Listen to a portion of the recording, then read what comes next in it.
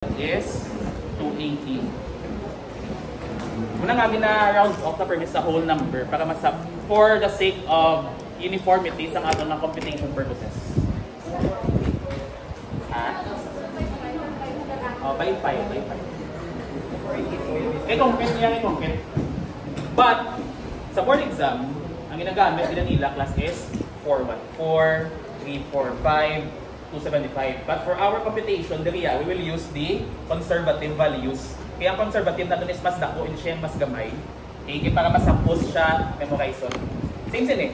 Tapos memorization ng grade 55 na A572 is 380 kag 485. Magambal ta grade 16 nga still, for reinforced concrete we will use 420, 350 kag 280. Same na sa grades ng let's say the 21, 3,000 PSI, 4,000 PSI, 5,000 PSI, 6,000 PSI. Okay? Ano pa mga dito ng mga given rin? Again na. This is connected to a cassette plate with 3 ka M20 volts.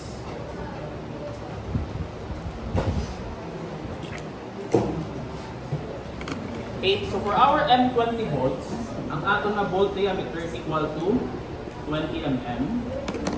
Bilang aton ng nominal hole diameter, since wala may mention na this is an oversized nga hole diameter, so we will use standard size. So bilang hole diameter, ang nominal, this is 22 mm.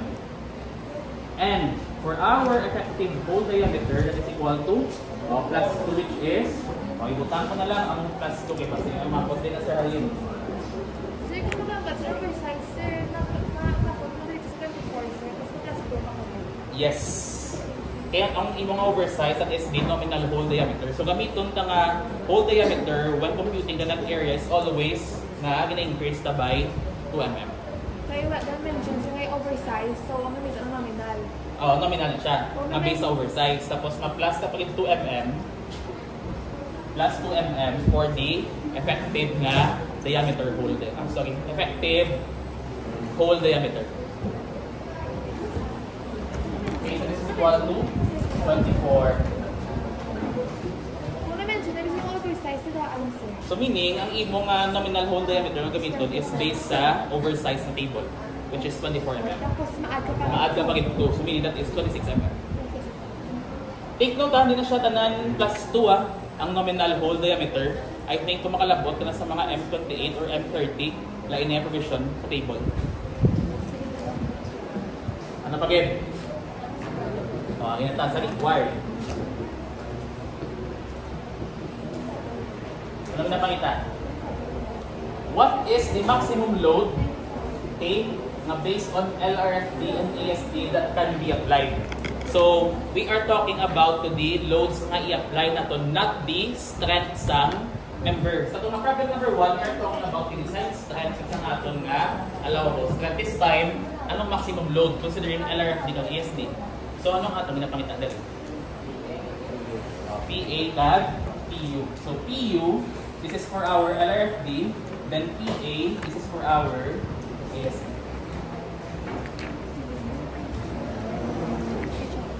So, ano mga usual class sa analysis? Meaning, we are analyzing the strength ng member, either pangitawag ng strength ng member or find the largest load that can be applied. But not all problems direct lang ang PU kag PA. Find the dead load to live load if ang ratio ng dead kag live is 1:2. Lagi na napagwa sa theory 1. Wala na napagwa ka din. Isubok na napagwa. I mean sa steel.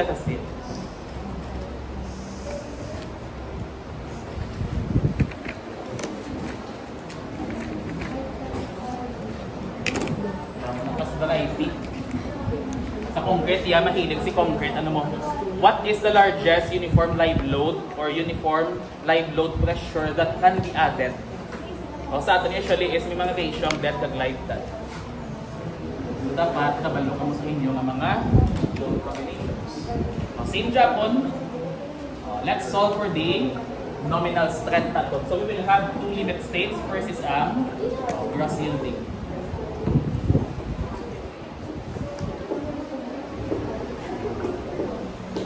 Okay, for our gross yielding, di ba PN is equal to FY AG. Okay, we all know that our Fy is equal to 380 multiplied by the AG nga 194. Pila na siya? 737.2 kilonewton. Ano yun ang kilo? Okay, net rupture.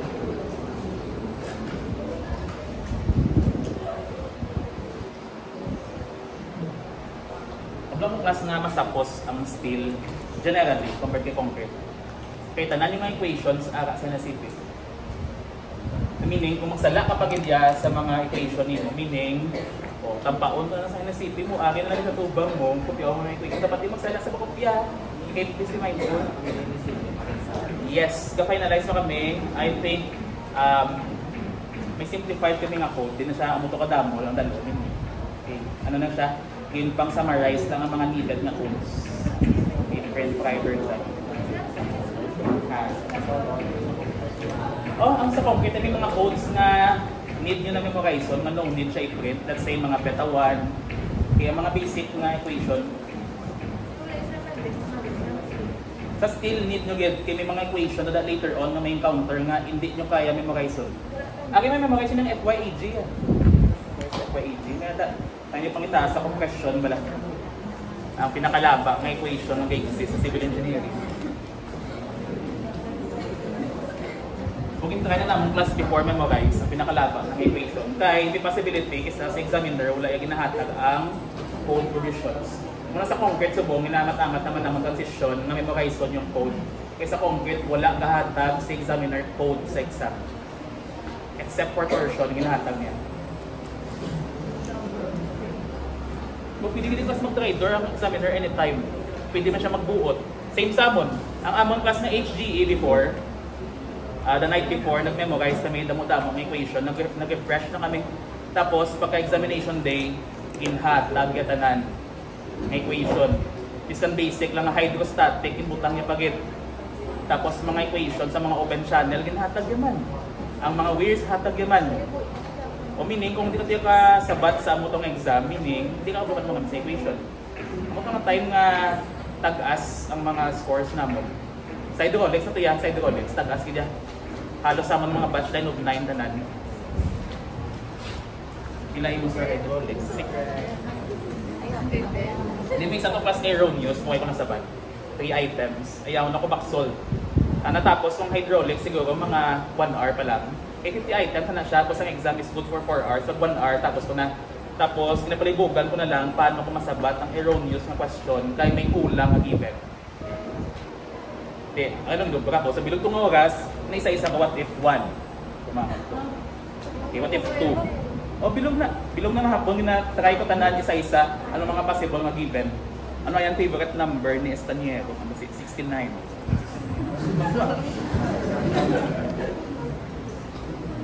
Inobra ko na lang to, vibration method. Di ba may ABCD na? Ito, ano mo lapis? Uy, si B ka po ito. Sa bigid yan. Bigid sa ban. Vibration method. May magsundon, magamuna aking basita. Vibration method, meaning, ano na mo, kita na sa mga, ano na bala ang detect ng tunag ko. Di ba gina-vibrate nila? Di mo magamuna sa exam. So, EE is equal to UAN. Okay? So, let's solve first for our EN. For our net area. So, this is equal to the gross area sa cross-section less ang aton nga area ka whole. So, basically, what would be our failure pa? Saan na nakaksa natin? Dili siya mag-isip. Okay. So, gross area is 1940. Given that ang atong nga area ka hole is equal to gani, the number of hole, dayon, multiplied by the effective hole diameter, multiplied by the thickness. Take note thickness kung sa DM na locate ang hole. May possibility na isang imo nga member, lainay ang thickness nga ara sa flange, lainay ang thickness nga ara sa web. Okay? So So pila ka number of holes sa aton nga failure path? That is 1 lang. So that is 1 multiplied by the effective hole diameter which is 24. Pilang thickness naton? Since uniform na siyang thickness which is 8 mm for both legs and angles, we will use pilang aton nga nominal or sorry net area. 17408.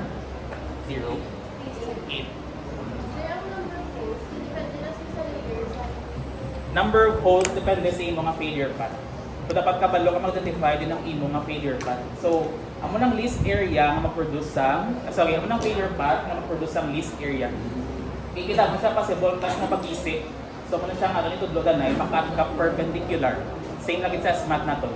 Okay, after this we will introduce staggered holes. Yes. Hindi. Kaya either way, kung dali lang siya mag-isip or dali siya mag-isip, same naman ang area lang. Same area. But pwede siya mag-isip dali. Pwede mo siya mag-isip dali. Pwede mo siya mag-isip dali. But ang ato nila predict is kung sa diin ang mag-produce ng pinaka-least na area. So since three cases are the same, so same na sila. And the time is not H, then ang H ko ganit isa. H na number of holes. Okay, ano next natin? Let's solve for the shear lag factor natin. Okay, so for our shear lag factor, we can apply two cases, sakto? We can apply case 2 kag, anong isa? Case 8. 8 or 7? Di, 7 wide flange. Case 8 angle. Check nyo sa libro. Case 8, diba? Single angle. Case 7 wide flange. Standard shapes. Let's apply case 2. Okay, so for our case 2, nga gani apply tang case 2. Hambal mo sir, hindi. Nga gani. Kay, not all members are connected to our gusset plate. Alam mo ba kay imo lang itong longer leg, lang itong naka-connect, but ang imo shorter leg is wala naka-connect. So meaning, we can apply the provision sa case 2 natin. So that is 1 minus x bar over n. Next question. Anong values ng x bar natin? Okay, sa liwanag natin x bar is the distance or the perpendicular distance ng centroid ng atong attention member going to the plane sa connection. And based sa figure natin, ang centroid natin going to the distance that is the cy natin. So that is equal to 22.4.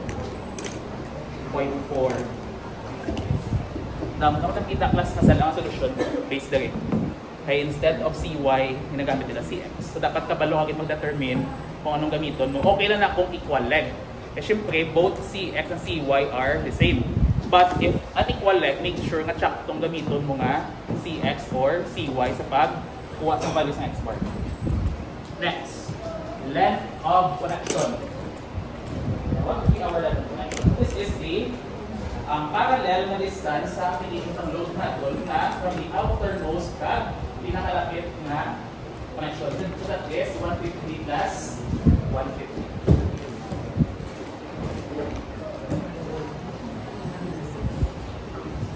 That is 300. So for our case 2, that is 1 minus 22.4 all over 300. Bilang aton na shear lag factor for case 2? 0.925. Anong provision for case 8? Anong gamiton tayo? Case 8.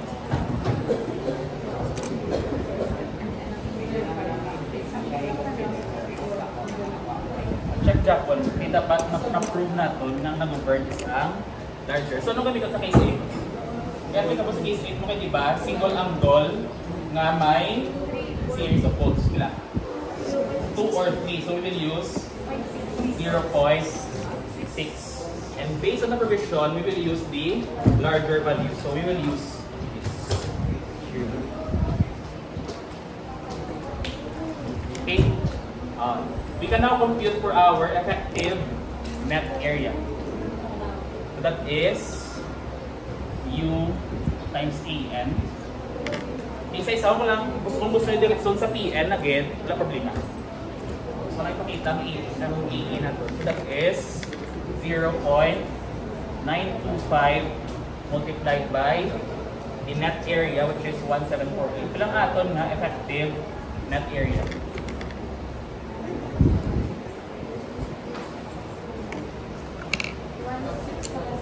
Ila? 1617.48 square meter. And I think may ara the code provision sa computation of net area ilang lowest possible sa effective net area. So, kamo na check. Ilang iya pinakanubo na inalaw. 0.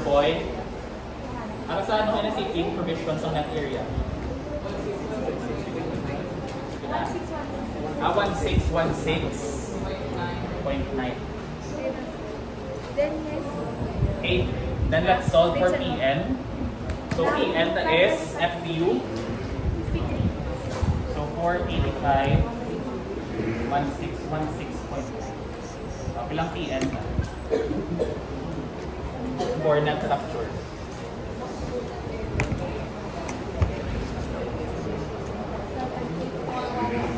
Ila? 784.196.5. Ang unit sa is Newton. This will become 784.1965. Answer na hindi pa. Okay? So let's solve next for our boy. Ano siya? Rupture ni or yielding?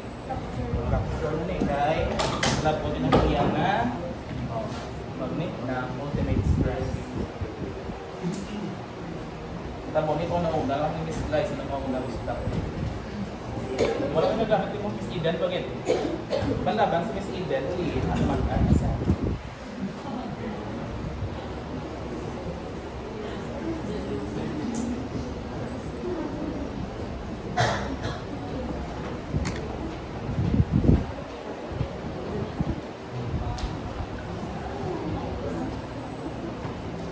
So 0.9 ang gross yielding nato. So solving for PPN, that's equal to 0.9 times, that is, PN for gross yielding is 737.2. So bilang aton na design strength for gross yielding? 663.48.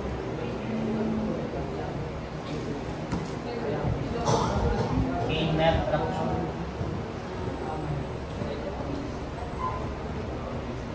Okay, ang kita is gani. Basta gani FPU ginagamit 0.75.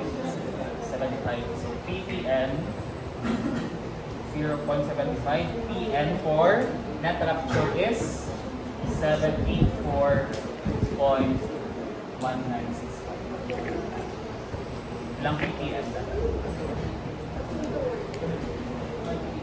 Pila?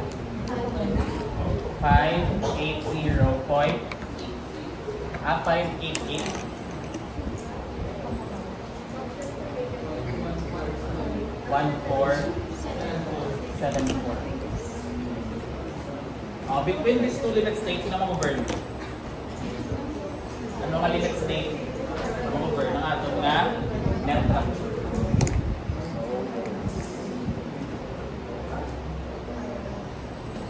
Meaning, ang ating ng PPN is equal to 588.1474 kilonewton. Ang muning sabat or hindi? Okay, this is the design action strength. But the required is, anong required strength for our LRFD? Anong concept ng isang aton na design or principle? Diba ginagamit natin na dapat PPN should always be greater than or equal to PU. And based on this inequality, the largest PU possible na pwede na ma-apply is, ano? Kung may isang inequality. So meaning, ang PU ta na maximum is equal to our P. Okay? So let's solve. Ibang niya, maximum load. So label mo na lang, pressure to label ni Butang sa. PU maximum. Maybe na ka pamakot ng what is the minimum load. O let's say, what is the minimum load that can be applied? 0. Minimum, di ba? Kaya ang mga concept na design, dapat ang imo nga available strength should not be less than sa aton nga required strength. Ano naman na? So kung minimum, meaning, sa mag-0 siyang value si name, we can satisfy this condition. Kung maximum, dapat, equal sila. Kaya mo dapat init nyo always na provision para mag-gain safe ang aton na design. Okay, once mag-exceed ang aton na required strength to our available strength, matabo, ma-fail ang aton nga na member na subjected to this nature sa load natin, which is actual na tensile force. Okay, meaning ang aton na PU max is equal to 588.1474. So ang sabat is not PPN but rather ang aton nga P. So this is the largest load. May it be that plus light na, that alone, that plus light plus wind, that plus light plus earthquake. Basta ang largest mga load combination should not be greater than 588.1474. So gamat tayo no, sa concept sa design. And we are now talking about load cases. Hindi pa sa kung sa Matya, we are just talking about loads in general again. Meaning, discarded load or live load, labot basta as long ang imo nga actual stress should not be greater than your working stress. This time we are talking about failure na isang material in that nature sang load natin, which is presented by different types of limit states.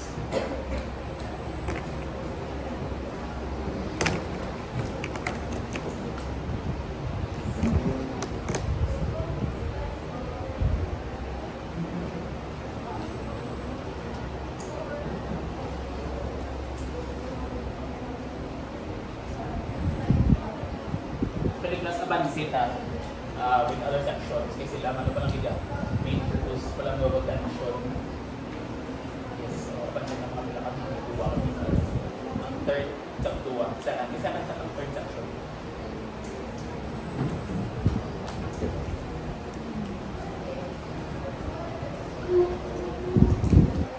Bilang ato nga factor safety for proceeding. This is 1.67.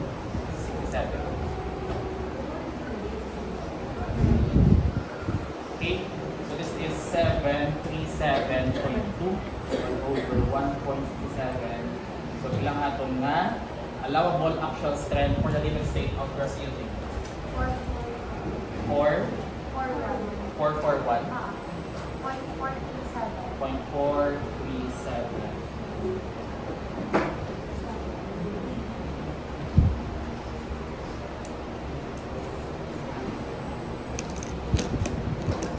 Okay, kaya na yung factor safety for the rupture is 2.0. PN is equal to PN for the rupture is 784. Tapos na in class ang tension in general, ang woodline, ang pagsuma sa area. Ang muna per main area, padua, shear lag factor. Panatlong, load combination. Sa mga load combine. Bilang aton na allowable strength for the limit state of net rupture.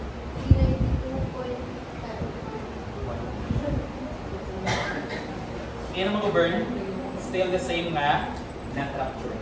Minanotice ka mo sa values sa design strength at allowable strength in terms of LRT at AST. Ano man notice ninyo? Mas gamay ganyan aton nga AST. Nga, ibang concept niya is gina-allow niya na ang stress na mapupour sa mga material is always at the elastic na stage. Meaning, ang ginagamit niya na values ng stress is, less than the yielding stress. O, try ninyo. Again, random lang. Di ba ang aton ng Fy is pila? 380 MPa. So, meaning, if you're using the gross yielding na state, so we are using only 0.9 sa aton nga Fy. So meaning that is under elastic nga wala kalabot ang ginagamit mo nga maximum stress sa aton nga yielding stress which is 380 kaya you are only using pila 90%. O try nyo sa inyong calculator. 75% sorry. Dito ko lang ito. Kung i-divide siya by 1.7, okay, di ba ginagamit for ASD? Erase. Okay.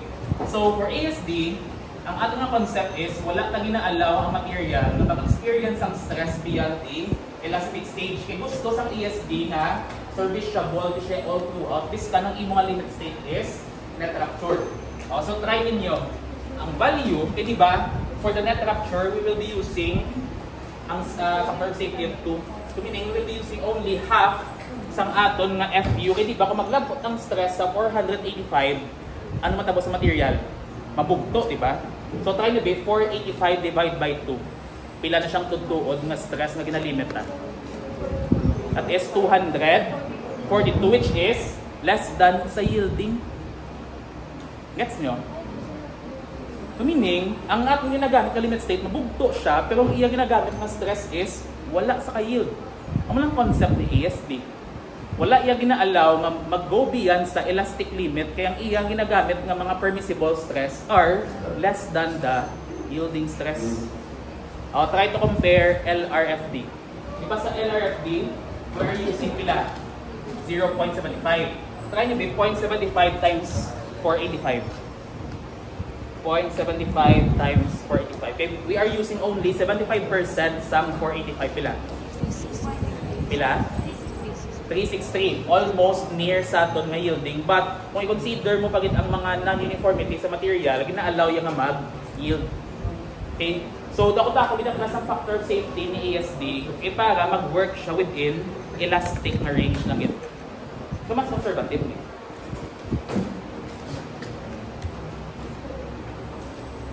Ano next na mo bro? Concept. Diba? Ang fundamental principle of design, ang aton nga available strength in terms of ASD, which is the allowable strength should always be greater than or equal sa aton na required strength for ASD.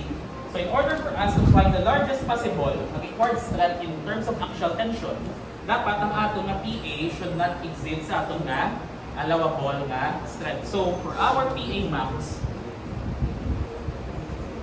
that is equal to PN over. We subject mo before, hindi naman inequalities. Kaya ka ba? Away mo yung advanced math. May mga algebra. So naman math, may college algebra, may advanced algebra kami, tapos may advanced math. Tatlo na sa algebra before. Sa college algebra, basic na siya ng mga algebra. Sa advanced algebra, we are dealing with inequalities. Pag advanced math naman, ang inequalities, matrices, pag advanced math, kailan na kami ka-deal with Laplace transform.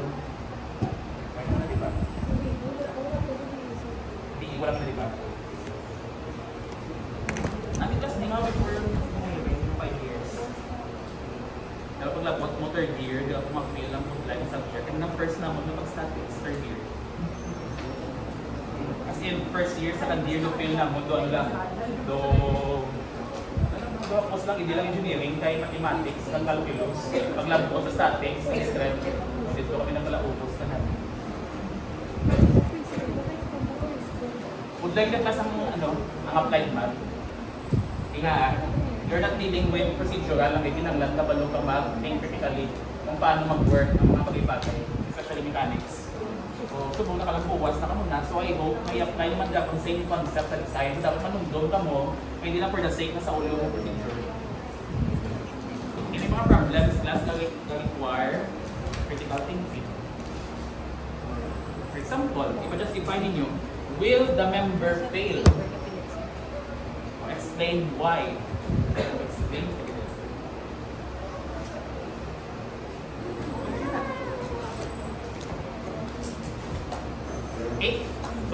the answer for the required na percentage. Okay?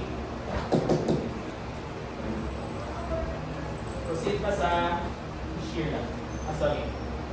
Skip namin. Okay, standard folds na. Okay, okay? Okay, pasahin mo ito na. Sorry.